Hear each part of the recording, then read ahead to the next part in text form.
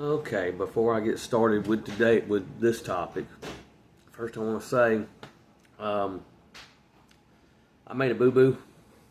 The last two videos that I did, they had different titles and they were supposed to be different topics. Somehow, while posting the videos and doing the titling, I apparently did the same video with two separate titles. And that wasn't my intent. Sorry, this thing keeps moving around on me.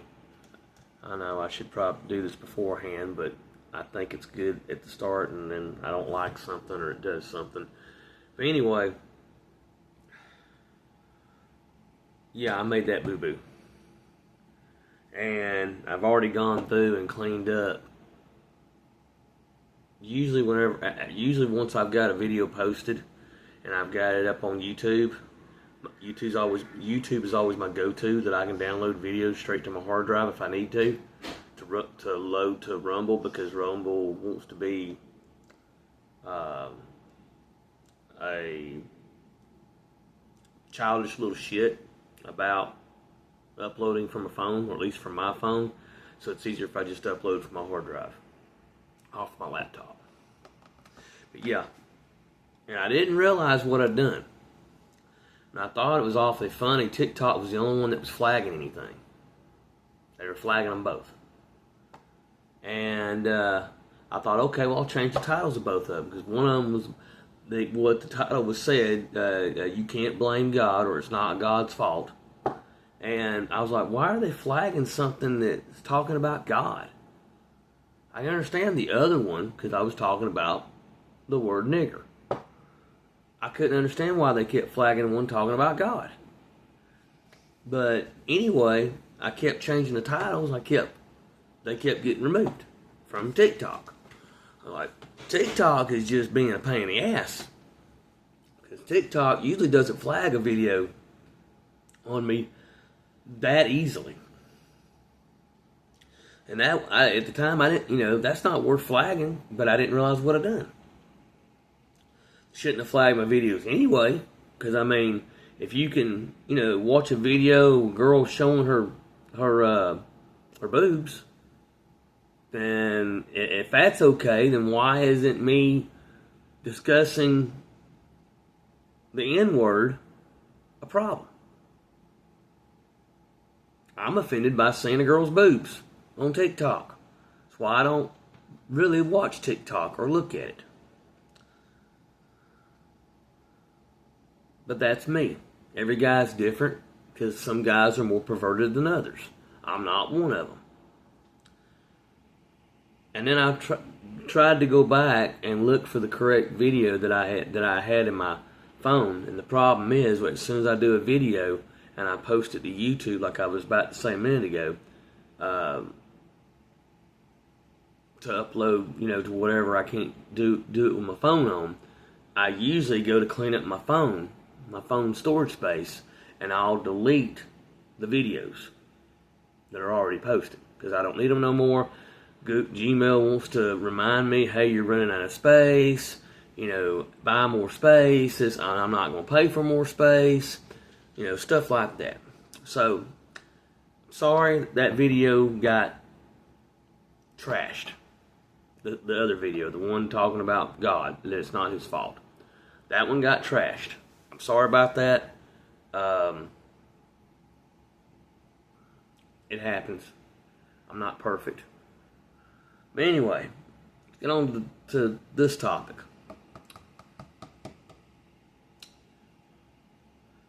Raise your hand if you like a bully. Raise your hand if you enjoy being bullied. Raise your hand if you like bullies. I don't think any of you is going to raise your hand.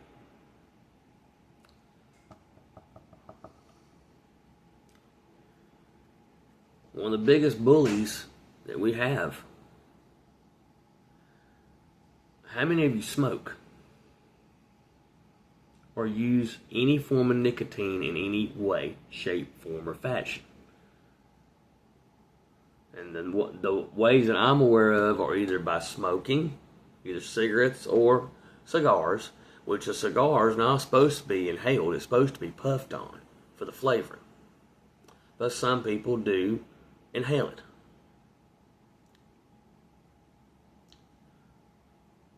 Then you have dip,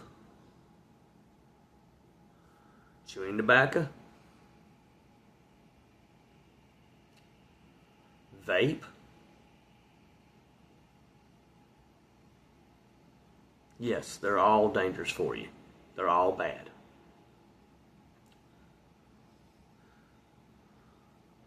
I have vaped. I have been around people that do vape. Yes, there's still a lingering smell.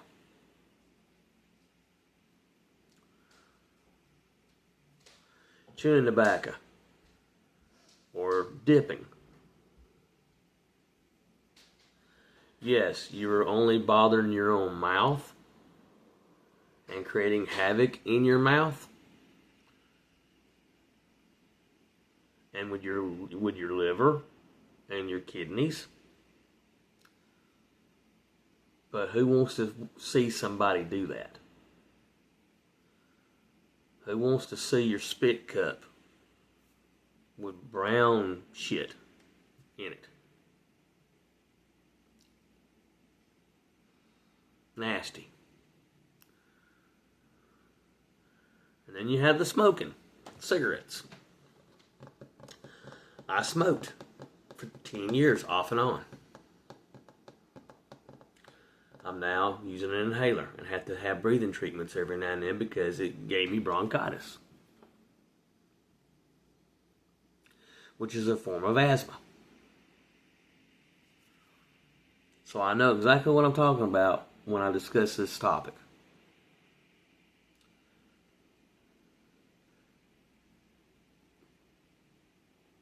Quitting you can quit nicotine. It's not easy,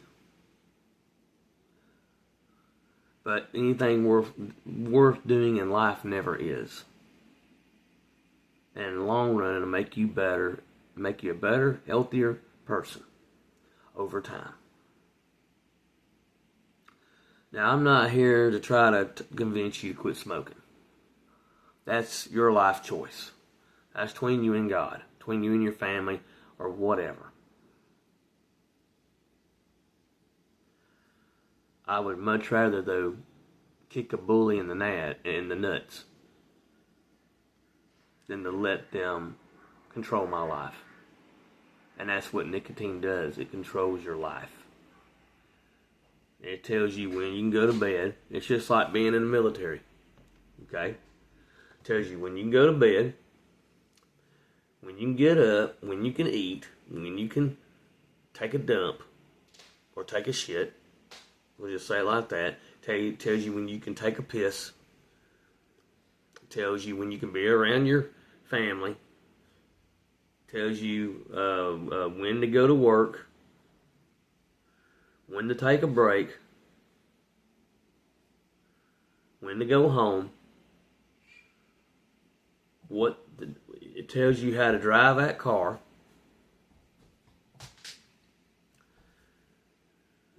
You're either smoking inside the house, you're either doing your nicotine in the house or you're doing it outside the house.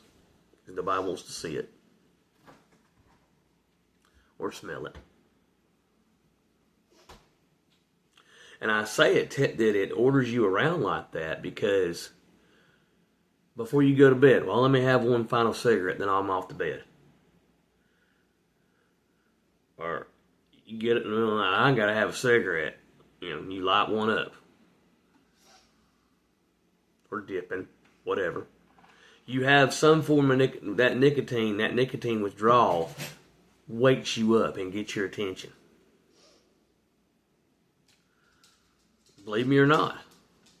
Why do you think it takes so many months for you to wean yourself off of it? Because the receptors in your head, that nicotine's then attacked and then started growing a home on those brain receptors. Those brain receptors, once they start losing so much nicotine, Hey, we need our fix. We need our fix. Where's my syringe? Where's my next coke line snort?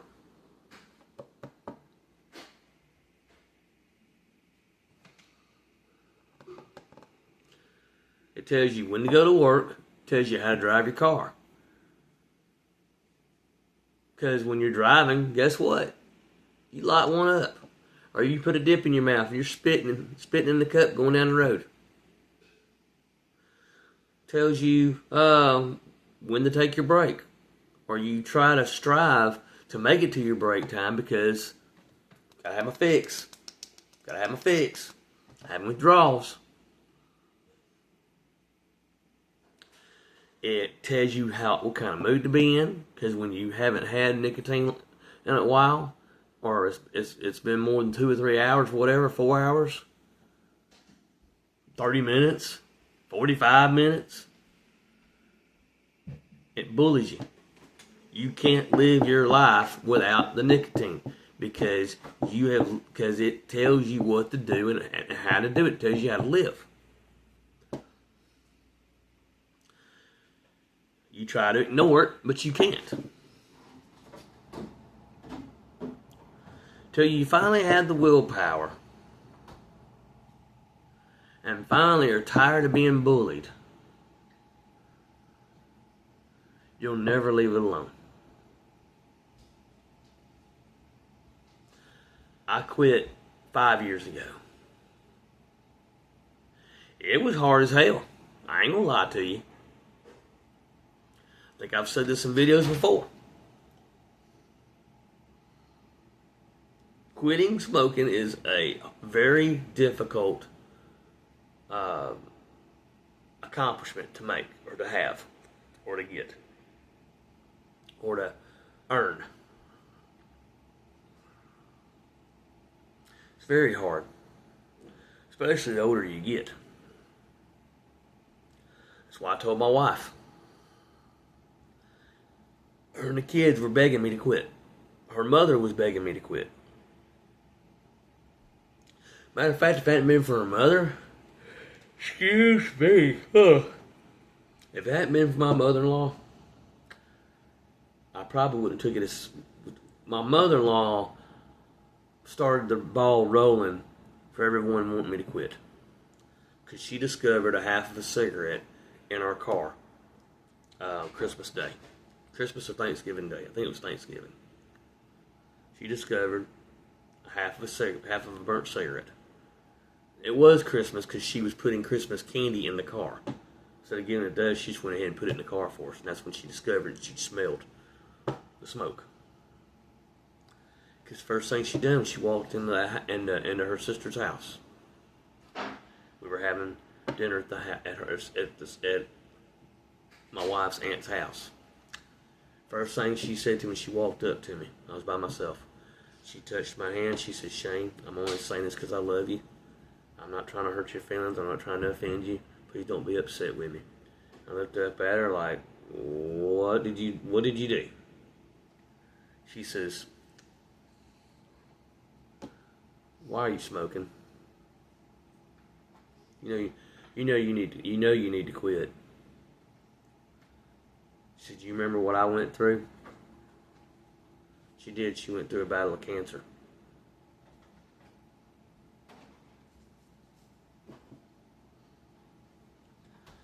She used, I think it's not Cialis. I'm trying to remember what that prescription smoking cessation pill is. I can't remember the name of it right this second. But anyway, her sister had gotten it for herself because she's a smoker, and it helped her get off of it. So she had what was left over and for her pill bottle and gave the rest of it to my mother-in-law for her to use. So the following time I went to the doctor, well, the doctor had already done talked to me. You need to quit smoking, you need to lose about 20, 30 pounds. Okay, doc, how do I do this? I think it was after that when the doctor talked to me. No, I don't remember. It might have been before. It don't matter when it happened. Okay, doctor. Okay, doc. How do I quit? How do you quit what? Smoking.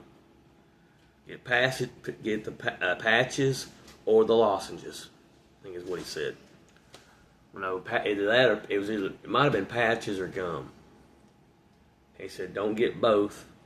If you do one or the other and you need that little extra edge, use a lozenge, I think is what he said. But anyway, I was like, well, how do I use the patches? He said, well, there's instructions on the back of the box. So he said, but I'll go over it with you. And we were talking, and he told me everything I needed to know. I said, well, Doc, I said, I've always heard patches don't work for nobody. Haven't known anybody that they've worked for. He said, that's because they're not trying. And he was right. I waited till political flu hit and everybody was forced to be at home, or most people were. I went to Walmart and bought the level patches I need to start with. Started using them, followed the instructions, stepped down the next level, then stepped down the final level, and then that was it. The first 24 to 48 hours was the hardest. I had an urge to smoke, but when I went to take my draws, I took one draw and it was nasty as all get out. And I wasn't getting anything off of it because the patches were already working. I took another draw, put it out. I left the pack and everything on the front porch. Later on, after I got far enough into it, I threw them away. Told my wife, I said, after the first 72 hours, I told my wife, I said, look, I'm going to do this. I said, you see how cranky I am? She said, yeah. She said, my mother was the same way. I said, well, here's the thing. Let's make an agreement right now. I'm going to do it. But if I ever pick up another cigarette ever again, do not ask me to put it down again. It's too hard. It's too rough. The older you get, the harder it is. But I can say I kicked my bully. Can you say that? Are you willing to get yourself to the point to say that?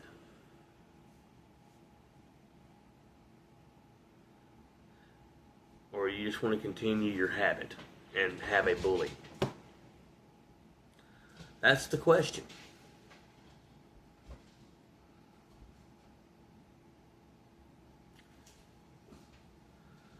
But that's how I did it. You gotta have the willpower.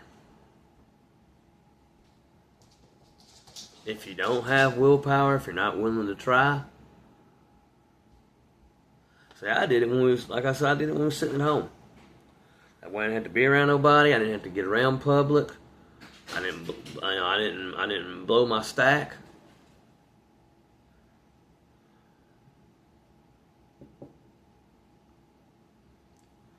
Choice is yours. This is your life. You only have one to live. Till you get to eternity. If you make it to eternity.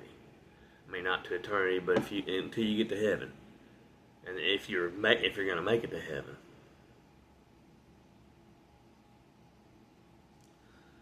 We're not all going to heaven. Sorry. That's not what God said. We're not all going to heaven.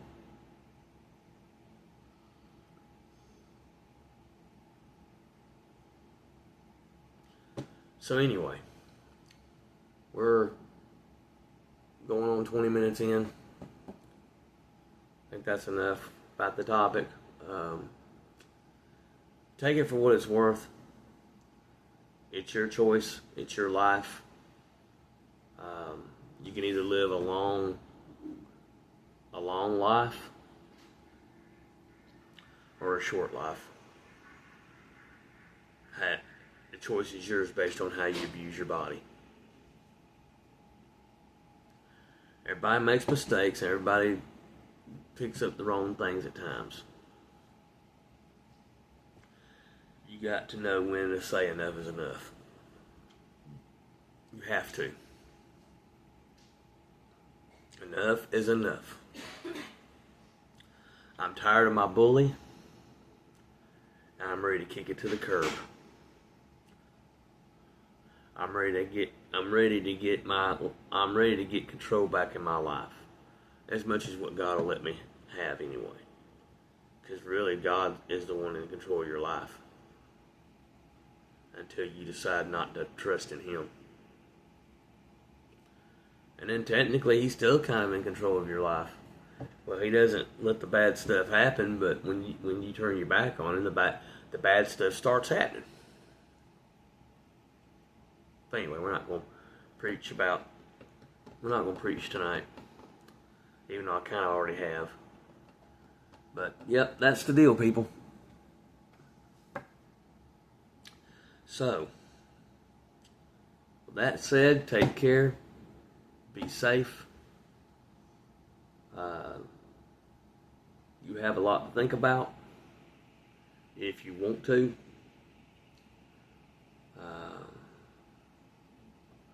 We love you. We appreciate you. Thank you for watching the videos. I'm not making anything off of them. I don't do it for that. Don't do it for that. If I did it for that, I'd be in the poorhouse. I wouldn't have done it for as long. Take care of yourselves. Have a good evening. Talk later. See ya.